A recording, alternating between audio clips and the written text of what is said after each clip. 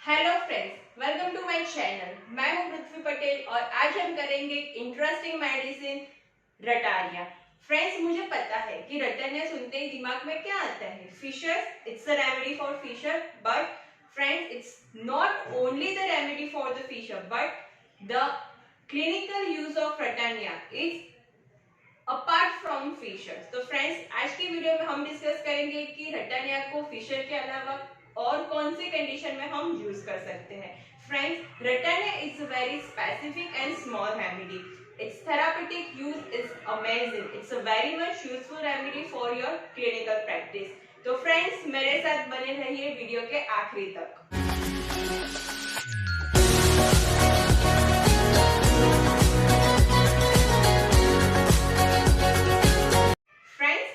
रटानिया it has a astringent property, ये आपको याद रखना है, जिससे आपको पता चलेगा कि रटानिया को इस कंडीशन में क्यों यूज कर सकते हैं, because it has a astringent property. Friends, रटानिया is a remedy जो पहले के जमाने के लोग होम्योपैथिक यूज से पहले भी उसको यूज करते थे।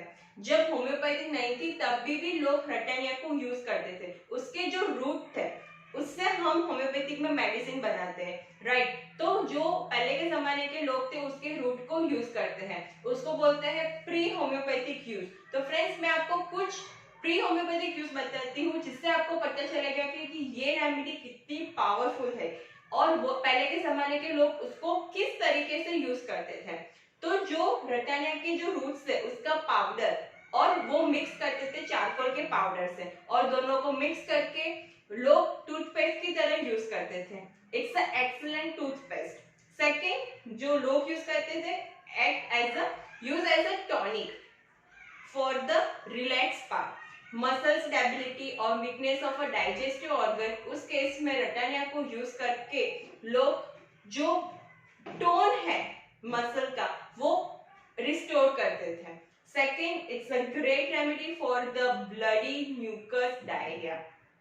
नेक्स्ट, कि जो यूज करते थे लोग for the curing of a ulcer. Externally जो रटानिया के रूट्स है उसका प्लास्टर बनाते थे, वो कोई भी टाइप का अल्सर होता था उसको क्योर कर देता था, राइट।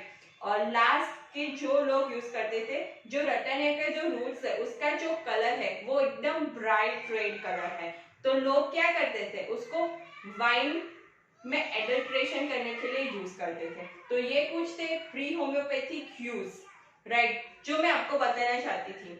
नेक्स्ट हम चलते हैं कि होम्योपैथिक यूज, कि होम्योपैथिक में रटानिया को कौन सी कंडीशन में यूज करना है हमको, राइट।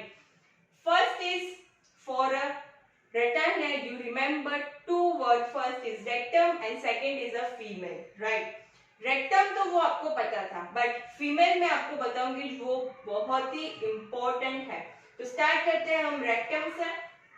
तो रेक्टम में क्या करेगा, कॉन्स्टिपेशन क्यों करता है, मैंने अभी आपको बताया कि पहले के जमाने के लोग मसल स्टेबिलिटी और वीकनेस ऑफ डाइजेस्टिव ऑर्गन के केस में रटानिया को यूज करके वो जो टोन है वो रिस्टोर करते थे। तो due to weakness of the muscles of a digestive organ, इसकी वजह से पेरिस्टालसिस स्लो होगी और इसकी वजह से कॉन्स्टिपेशन होगा।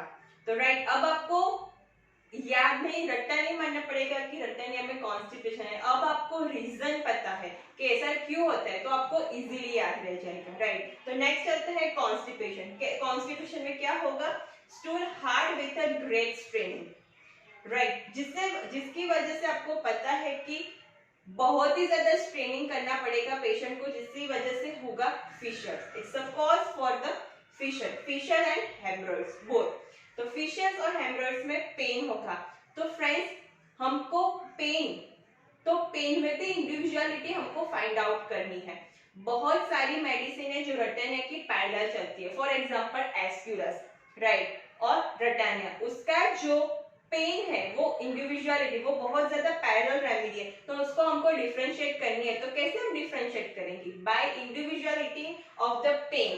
तो रटानिया होगा तो पेन कैसा होगा, as if full of a broken glass, burn for hours after the stool, and pain continue even after the soft stool. There is a catch, right, कि pain continue even after the soft stool. आपको पता है कि hard stool है तो वहां पे pain होगा, but there is a pain even after the soft stool, right? तो ये रिमेंबर होना चाहिए। All pain is temporary ameliorated by the cold water.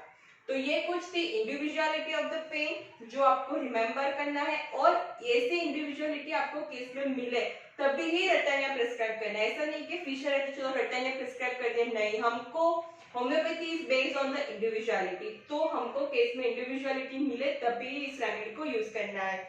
ये इसका पेन बहुत ही ज्यादा स्पेसिफिक, ये पेन और कोई भी रेमेडी में नहीं है। आपको एस्क्यूलस का पेन कमेंट बॉक्स में लिखना है कि एस्क्यूलस का पेन क्या है, आप अभी कमेंट बॉक्स में लिखिए, राइट? और डिफरेंशिएट करिए एस्क्यूलस और रटानिया को, राइट? और ameliorated by cold water temporary, okay. Next is a pinworm. Yes friends, रटानिया is the remedy for the pinworm. ये आपको नहीं पता होगा, right? But remember there is a number of the remedy in a homeopathic materia medica which is used for the different type of worms. आपको पता है कि कितने सारे वर्म्स है, राइट? उसमें पिन वर्म, उस केस में Ratanhia is a remedy. Pin worm की वजह से क्या होगा? इचिंग इन द एनस, तो इट्स अ रेमेडी। अगर आपको ऐसा कुछ केस मिले जिसमें पिन वर्म है तो think about Ratanhia, right? Next, बहुत ही ज्यादा important concomitant, stool with the constipation, stool is hard with a great straining accompanying or followed by there is a bursting headache. ये बहुत ज्यादा इंपॉर्टेंट concomitant है। Concomitant is the symptom which is accompanied by the main complaint, right? There is a no pathophysiological or pathological relation, but only the relation with the time, right? तो important है कि stool along with the stool, hard stool or constipation accompanying or followed by there is a bursting headache. ये बहुत ही ज्यादा important है, right? Next is a female. There is a number of a clinical case जिसमें हम रटानिया को use करते हैं in a case of a female, right? तो फीमेल में आपको फर्स्ट है फिशर्स। फिशर्स जो आपको पता है कि रटानिया फिशर्स प्रोड्यूस करती है। अगर फिशर रेक्टम में हुआ तो वी कॉल फिशर। अगर ये क्रैक्स और फिशर निप्पल में करता है तो it's a remedy for crack in the nipples, right? ये बहुत ही ज्यादा कॉमन मिलता है नर्सिंग मेथड में, तो ये बहुत ही ज्यादा इंपॉर्टेंट रेमेडी है। नेक्स्ट बहुत ज्यादा इंपॉर्टेंट रेमेडी है वो है castor equi in fissures of the nipple और crack of a nipple, right? ये दोनों रेमेडी आपको याद होनी चाहिए, बहुत ज्यादा इंपॉर्टेंट है। कैस्टर इक्वी आप अभी मटेरिया मेडिका ओपन करिए, बोरिक मटेरिया मेडिका, और इसमें कैस्टर इक्वी ओपन करिए जिसमें लिखा है कि क्रैक्स इन द निप्पल्स और फिशर ऑफ द निप्पल्स। ये इंपॉर्टेंट है, ये आप इस केस में भी रटानिया को हम यूज कर सकते हैं, not only for the fissure, right? Next is the miscarriage. ये बहुत ज्यादा इंपॉर्टेंट है। डॉक्टर जेएच क्लार्क, उन्होंने अपनी मटेरिया मेडिका में बहुत ज्यादा अच्छा डिस्क्रिप्शन दिया है इस पॉइंट में, मिसकैरेज के। पहले के जमाने के लोग और कुछ होम्योपैथ वो कैसे यूज करते हैं रटानिया को मिसकैरेज में।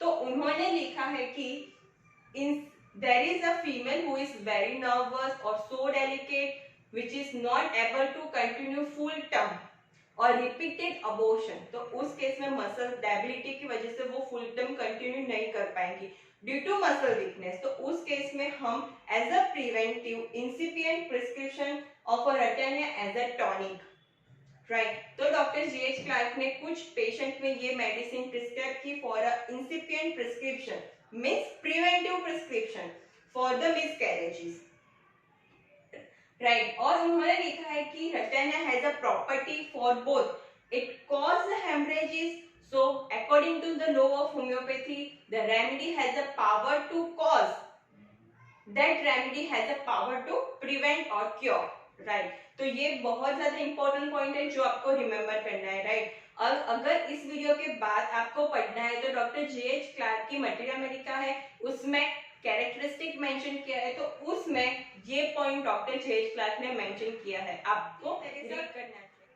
Contractive pain. Why there is a contractive pain? Because the ratania has a property of astringent. There is a found of contractive pain in the various part of body. For example, stomach, throat, groin, eye or anus. Right. Next important point is toothache during the early months of the pregnancy. ये बहुत ज्यादा आपको मिलेगा। In a pregnant lady there is something complaint regarding tooth, right? Toothache or tooth carie, right?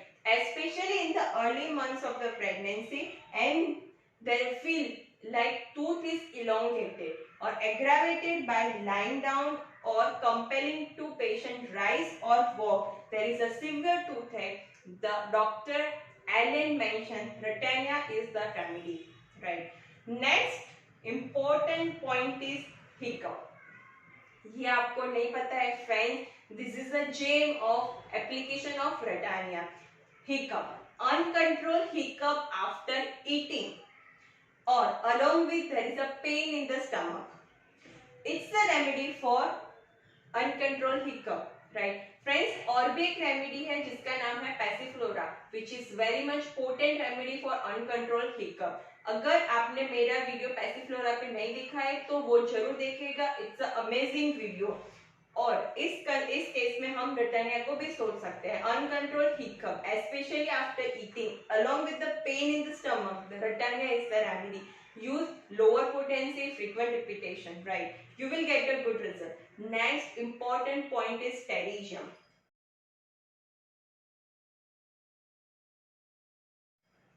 Friends, in materia Medica में pterygium के लिए कुछ 2-3 medicine है जो आपको याद रखना, और उसका बहुत ही ज्यादा अमेजिंग रिजल्ट मिलता है फॉर द टेरिजियम। नेक्स्ट और रेमेडी है जिसका नाम है जिंकम और अर्जेंटम नाइट्रिकम। ये 2-3 मेडिसिन है, रेटानिया, जिंकम और argentum nitricum. It's a remedy for pterygium, right?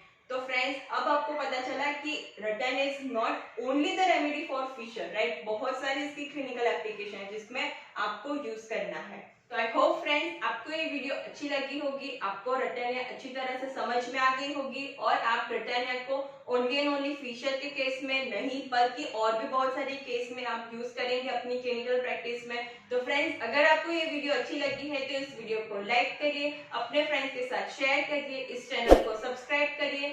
मिलते हैं नेक्स्ट वीडियो में एक नई इंटरेस्टिंग मेडिसिन के साथ। तब तक के लिए stay safe, stay with homeopathy. Thank you.